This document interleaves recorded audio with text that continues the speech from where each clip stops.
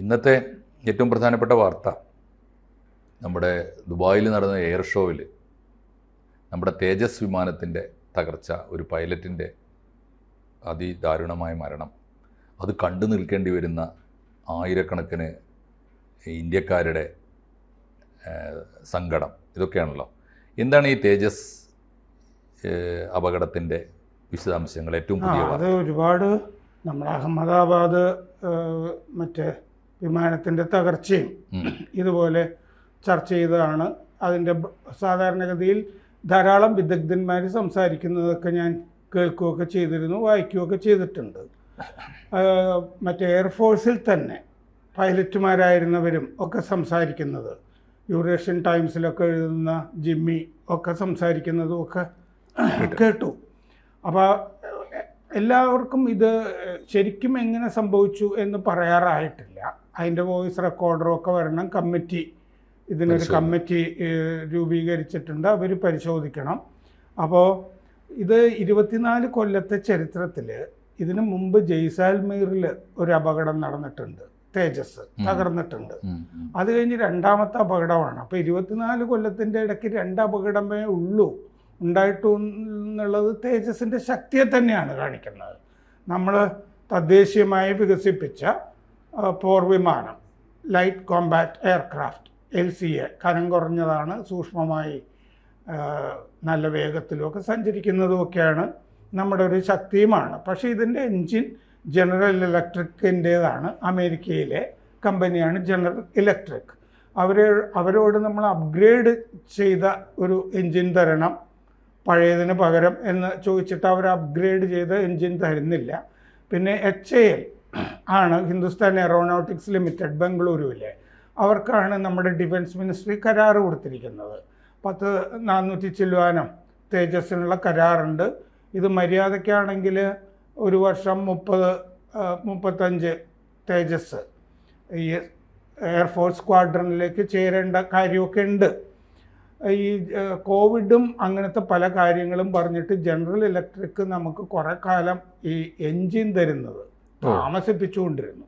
അങ്ങനെ നമുക്ക് ഈ തേജസ് സമയത്ത് കിട്ടാതെയും ഒക്കെ എയർഫോഴ്സ് വിഷമത്തിലാവുകയും ഒക്കെ ചെയ്തിരുന്നു. അത് ജനറൽ ഇലക്ട്രിക് മനഃപൂർവ്വം താമസിപ്പിച്ചതാണ് എന്നൊരു കാഴ്ചപ്പാടുമൊക്കെ ഉണ്ട് ഇതിൻ്റെ അകത്ത്. അപ്പോൾ 2001 ആദ്യമായി ഇത് പറക്കുന്നത്, തേജസ് നമ്മൾ വികസിപ്പിച്ച്. അപ്പോൾ 2015 എയർഫോഴ്സിലേക്ക് ഇതിനെ സേവനത്തിലേക്ക് എടുത്തു. അപ്പോൾ ഇത് സൂപ്പർസോണിക്കാണ്, സിംഗിൾ എൻജിനാണ്, ഒറ്റ എൻജിൻ, ഏറ്റവും കനം കുറഞ്ഞത്, ചെറുത്. 2003 ആണ് ഇതിന് തേജസ് എന്ന് പേരിട്ടത്, പ്രകാശം എന്നൊക്കെയുള്ള അർത്ഥത്തിൽ. പൊതുവെ സംസ്കൃത പേരുകളാണല്ലോ ഇടുന്നത്.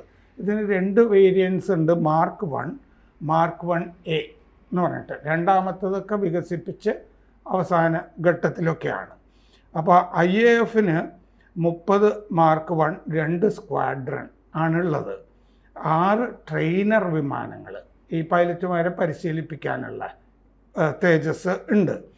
ആദ്യ സ്ക്വാഡ്രൺ തമിഴ്നാട്ടിലെ സുലൂരിലാണ്, സുലൂർ വ്യോമത്താവളത്തിലാണ് വന്നത്. അത് 2016 ആദ്യത്തെ തേജസ് സ്ക്വാഡ്രൺ.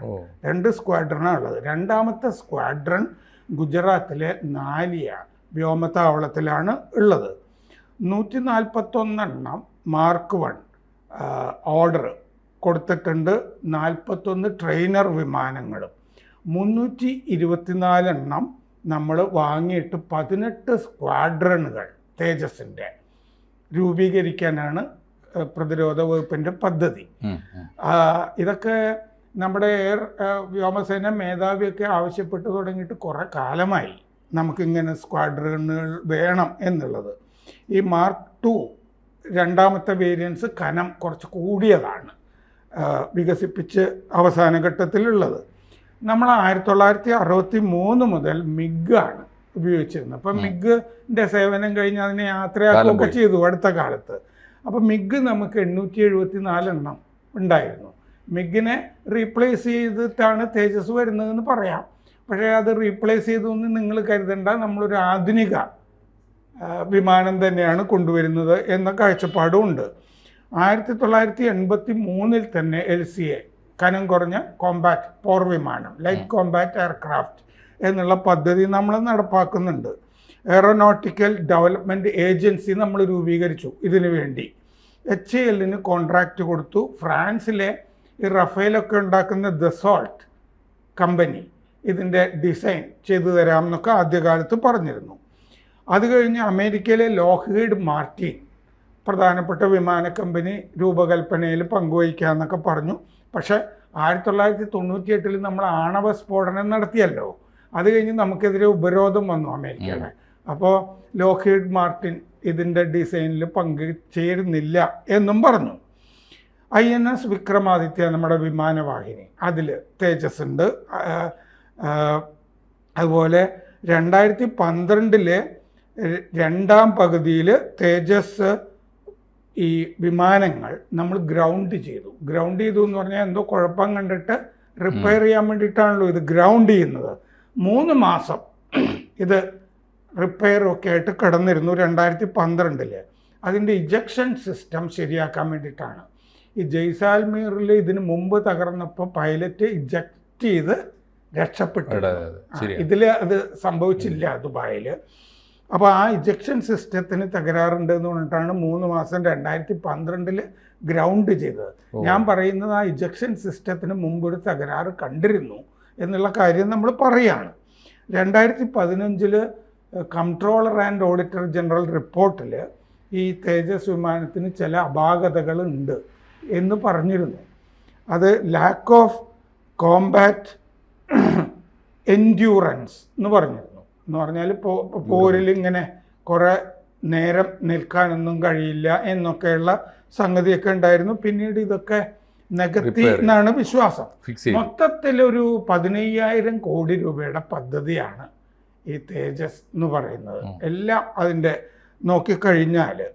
അപ്പോൾ ഇത് ബംഗളൂരുവിലും നാസിക്കിലും ഇതിൻ്റെ പ്ലാന്റ് ഉണ്ട് തേജസ്. ഇനി തുരുതുരെ ഞാൻ പറഞ്ഞില്ലേ വർഷത്തിൽ 30 എണ്ണം വെച്ചൊക്കെ വരേണ്ട ഘട്ടത്തിലാണ് ഈ അപകടം സംഭവിക്കുന്നത്.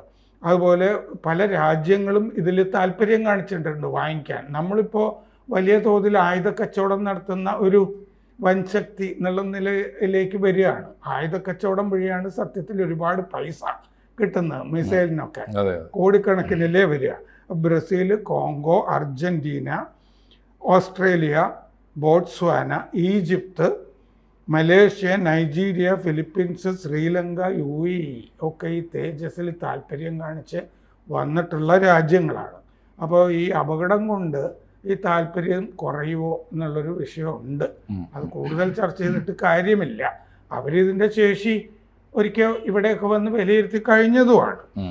2000 ഈ കൊല്ലം ഇപ്പോൾ നവംബർ 20 ഇപ്പം നടന്ന ആക്സിഡൻറ്റ് അതിലേക്ക് വരികയാണ്. ഇനി 2016 മുതൽ സർവീസിലുള്ള തേജസ്സാണ് ഇപ്പോൾ അപകടത്തിൽപ്പെട്ടത്. എന്ന് പറഞ്ഞാൽ 9 കൊല്ലമായിട്ട് ഒരു കുഴപ്പമില്ലാതെ സർവീസ് നടത്തിക്കൊണ്ടിരിക്കുന്ന പോർവിമാനമാണത്. ഇപ്പോൾ ആ പൈലറ്റ് ഒരു മാനൂവറിംഗ് എന്ന് പറയുമല്ലോ, അഭ്യാസം, എയർ ഷോയിൽ അഭ്യാസം നടത്തിക്കൊണ്ടിരിക്കുകയാണ്. അഭ്യാസം നടത്തുക എന്ന് പറഞ്ഞാൽ ഈ തലകീഴ് മറിയുന്ന അഭ്യാസം ഒക്കെയാണ് നടത്തിക്കൊണ്ടിരുന്ന. ആ ഘട്ടത്തിൽ ബാരൽ റോൾ എന്ന് പറയുന്ന അഭ്യാസമാണ് നടത്തിക്കൊണ്ടിരുന്നത്. അത് അത്ര സങ്കീർണമൊന്നുമല്ല, സാധാരണഗതിയിൽ പൈലറ്റുമാരൊക്കെ ചെയ്യുന്നതാണ്. അപ്പോൾ ഇതിൽ പ്രശ്നമുള്ളത് എന്താണെന്ന് വെച്ചാൽ ഇതിന് പെർഫെക്റ്റ് സേഫ്റ്റി റെക്കോർഡുള്ള വിമാനമാണ്, സുരക്ഷിതമാണെന്നുള്ളത്. ഇത് ഈ തകർച്ചയ്ക്ക് തലേന്ന് പാകിസ്ഥാനെ പോലെയുള്ള ഇന്ത്യ വിരുദ്ധ ശക്തികൾ ഇതിന് ഓയിൽ ലീക്ക് ഉണ്ട് എന്ന് പറഞ്ഞിട്ടൊരു കിംവദന്തി പരത്തിയിരുന്നു. ഇന്ത്യയുടെ തേജസ്സിന് ഓയിൽ ലീക്ക് ഉണ്ട് എന്ന്. അപ്പോൾ അത് ശ്രദ്ധിക്കേണ്ടതാണ്. കാരണം ഒരു കിംവദന്തി ഓൾറെഡി പരത്തിയിട്ടുണ്ട്. അപ്പോൾ ഈ വിദഗ്ധർ സംസാരിക്കുമ്പോൾ പറയുന്ന പ്രധാനപ്പെട്ട കാര്യം അട്ടിമറി തള്ളിക്കളയാൻ കഴിയില്ല. പക്ഷെ അത് അന്വേഷണ റിപ്പോർട്ട് വരട്ടെ. തള്ളിക്കളയുന്നില്ല എന്ന് സകല വിദഗ്ധരും പറയുന്നുണ്ട്. പഴയ വ്യോമസേന മേധാവി മുതൽ പൈലറ്റുമാരും ഒക്കെ പറയുന്നുണ്ട്. ഇത് ഈ ബാരൽ റോൾ എന്ന് പറഞ്ഞ ഈ അഭ്യാസത്തിൽ പൈലറ്റ് നിമിഷ നേരം തലകീഴ് മറിയുന്ന അഭ്യാസമാണത്. അപ്പോൾ ഇത് താഴേക്ക് വന്നിട്ട് മുകളിലേക്ക് ഇത് പൊങ്ങിയില്ല. അത് അഹമ്മദാബാദ് വിമാനവും അങ്ങനെയാണല്ലോ സംഭവിച്ചത്. ടേക്ക് ഓഫ് ചെയ്തു, പിന്നെ മുകളിലേക്ക് പോകുന്നുണ്ടായിരുന്നില്ല ആ വിമാനം. അതുകൊണ്ടാണ് എൻജിൻ ഫെയിലിയർ ആണോ എന്നുള്ള സംശയം. ഇതിന് സ്പീഡ് കിട്ടിയില്ല, പിന്നീട് വേഗം ഉയർന്നു പൊങ്ങാനുള്ളത്. അപ്പോൾ ചെറിയൊരു മിസ്കാൽക്കുലേഷൻ പൈലറ്റിൻ്റെ ഭാഗത്തുണ്ടോ ഒരു സംശയം. അതിവേഗം, പിന്നെ എൻജിൻ ഫ്ലെയിം ഔട്ട് ആണ് എന്നൊരു സംശയം. എന്ന് പറഞ്ഞാൽ എൻജിൻ പ്രവർത്തിച്ചില്ല എന്നൊരു സംശയം. അതിന് കാരണം ഇത് താഴേക്ക് വീഴുന്ന വീഡിയോയിൽ ഈ പ്രൊപ്പൽഷൻ റെസിഡ്യൂ എന്ന് പറയുന്നത് ഈ പുകയെല്ലാം കാണില്ലേ മുകളിലേക്ക് പോകുമ്പോൾ ആ റെസിഡ്യൂ കാണുന്നുണ്ടായിരുന്നില്ല. അപ്പോൾ എൻജിൻ നിലച്ചു പോയിരുന്നോ? അഹമ്മദാബാദ് അപകടത്തിനെ പറ്റിയും ആ സംശയം ഉണ്ടായിരുന്നു. അപ്പോൾ എൻജിൻ ജനറൽ ഇലക്ട്രിക്കിൻ്റേതാണെന്ന് ഞാൻ പറയുന്നു. ഇനി ഉള്ള അതായത് പിന്നെ ഈ പ്രധാനപ്പെട്ടൊരു പൈലറ്റ് പറഞ്ഞത് കാലാവസ്ഥ പ്രശ്നം ഉണ്ടാകും. കാരണം ആ വിമാനം താഴേക്ക് വരുന്ന വീഡിയോയിൽ മുകളിൽ നമ്മൾ നോക്കിയാൽ നീല നിറത്തിലുണ്ട് ആകാശം, പക്ഷെ താഴേക്ക് നോക്കിയാൽ ഇരുണ്ടിരിക്കുക മൊത്തത്തിൽ. അപ്പോൾ വിസിബിലിറ്റിയെ ബാധിച്ചോ എന്നൊരു സംശയം പൈലറ്റിൻ്റെ. അപ്പോൾ ഈ ആ വീഡിയോ കണ്ടാൽ തന്നെ സ്വയം ഇജക്റ്റ് ചെയ്ത് രക്ഷപ്പെടുന്നതിന് പകരം ഒരു സുരക്ഷിത സ്ഥാനത്തേക്ക് പോവുകയാണോ എന്നുള്ളൊരു സംശയം. പൈലറ്റ് അങ്ങനെ ഉദ്ദേശിച്ചോ എന്നൊരു സംശയം. പിന്നെ അവസാനമായിട്ട് പറയാവുന്നൊരു സംഗതി തലകീഴ് മറിയാണല്ലോ. തലകീഴ് അങ്ങനെ അതിവേഗം താഴേക്ക് മറിയുമ്പോൾ നെഗറ്റീവ് ജി എന്ന് പറയും. അതായത് ഗുരുത്വാകർഷണ ബലത്തിന് വിപരീതമായ സംഭവമാണല്ലോ അപ്പം നടക്കുന്നത്. ഭൂമിയുടെ ഗുരുത്വാകർഷണ ബലത്തിന് വെല്ലുവിളിച്ചു കൊണ്ടിട്ടുള്ള ഒരു സംഭവമാണ് അപ്പം സംഭവിക്കുന്നത് തലകീഴ് മറിയുമ്പോൾ. അപ്പോൾ തലച്ചോറിലേക്ക് രക്തം ഇരച്ച് കയറും. ആ ഘട്ടത്തിൽ ബോധക്ഷയം ഉണ്ടാവാം പൈലറ്റിന് അങ്ങനെ ഇരച്ചു കയറുമ്പോൾ. അതാണ് നെഗറ്റീവ് ജി ഇഫക്റ്റ് ആണോ എന്നുള്ള സംശയം. ഗ്രാവിറ്റിക്ക് ഓപ്പോസിറ്റായിട്ടുള്ള ഡയറക്ഷനിലാണ് ആ സമയത്ത് പോകുന്നത്. നമ്മൾ സാധാരണ ഗുരുത്വാകർഷണ ബലത്തിൽ നിൽക്കുമ്പോൾ 1G എന്നാണ് പറയുക നോർമൽ. ഇത് നെഗറ്റീവ് ജിയിലേക്കാണ് പൈലറ്റ് വന്നിരിക്കുന്നത് ഈ സമയത്ത്. ഗുരുത്വാകർഷണത്തിന് വെല്ലുവിളിച്ചിട്ടുള്ള അപ്പോഴാണ് രക്തം ഇരച്ചു കയറുന്നത് തലച്ചോറിലേക്ക്. അപ്പോൾ ആ സമയത്തുള്ള മാനൂവറിങ്ങളിൽ എന്തെങ്കിലും ഈ ബോധക്ഷയമൊക്കെ വന്ന് ആരോഗ്യ പ്രശ്നം ഉണ്ടായിട്ടുണ്ടോ എന്നുള്ള വിഷയം. അപ്പോൾ ഇത് ഇങ്ങനെ ഒരു അഭ്യാസം നടത്തുമ്പോൾ പലതവണ മൾട്ടിപ്പിൾ ടൈംസ് ഈ ഗുരുത്വാകർഷണത്തിന് വെല്ലുവിളിച്ചിട്ടാണ് പൈലറ്റ് ഈ അഭ്യാസം നടത്തുന്നത്. അപ്പോൾ ആ സമയത്തുണ്ടായിട്ടുള്ള ഈ നിമിഷ നേരം കൊണ്ടുള്ള ആരോഗ്യ പ്രശ്നമാണോ? ഇത്രയും സാധ്യതകളാണ് ഈ തകർച്ചയെ സംബന്ധിച്ച് വിദഗ്ധർ മുന്നോട്ട് വയ്ക്കുന്നത്. നമ്മൾ ഇതിന്റെ വിദഗ്ധന്മാരല്ല.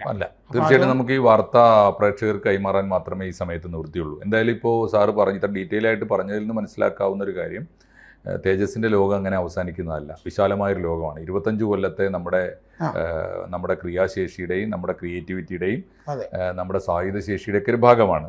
അപ്പോൾ തീർച്ചയായിട്ടും ഒരു പൈലറ്റിന്റെ ജീവൻ നഷ്ടപ്പെട്ടു എന്നത് തീർച്ചയായിട്ടും സങ്കടമുള്ള കാര്യമാണ്. പക്ഷേ ഈ നമ്മുടെ കണക്കിൽ നമ്മുടെ അക്കൗണ്ടിൽ നമ്മുടെ ഉടമസ്ഥതയിൽ ഉള്ള വിപുലമായ ഒരു തേജസ് സഞ്ചയത്തിൽ നിന്ന് ഒരു വിമാനം മാത്രമേ നഷ്ടപ്പെട്ടിട്ടുള്ളൂ. അതിന്റെ കാരണങ്ങൾ തീർച്ചയായിട്ടും അന്വേഷിച്ച് വിദഗ്ധന്മാർ. 25 കൊല്ലത്തെ ചരിത്രത്തിന്റെ ഇടയ്ക്ക് രണ്ടാമത്തെ അപകടം മാത്രമാണ്. ഇത് നിരന്തരം അപകടത്തിൽപ്പെടുന്ന വിമാനമേ അല്ല. വളരെ സേഫ് ആയിരുന്നു. എന്താണ് സംഭവിച്ചത്? യാദൃച്ഛികമാണോ അട്ടിമറിയാണോ തുടങ്ങിയ അന്വേഷണങ്ങളൊക്കെ ഈ അന്വേഷണത്തിൽ നിന്ന് പുറത്തു വരട്ടെ. എന്തായാലും ഒരു കാര്യം ഉറപ്പാണ്, തേജസിന്റെ ലോകം ഒരു എയർക്രാഫ്റ്റ് കൊണ്ട് അവസാനിക്കുന്നില്ല.